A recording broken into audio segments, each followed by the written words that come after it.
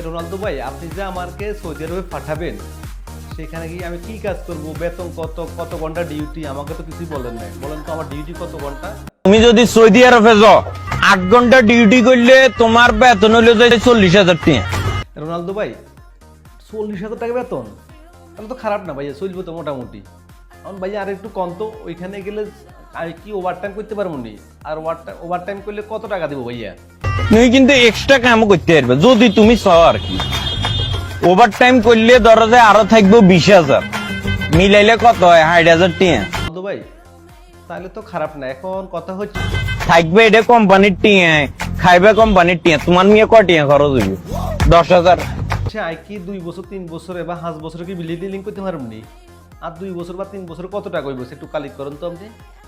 প্রতি মাসে মেয়ে 50,000 টাকা করে জমাইলে 1 বছরে 6 লাখ, 3 বছরে 18 লক্ষ টাকা।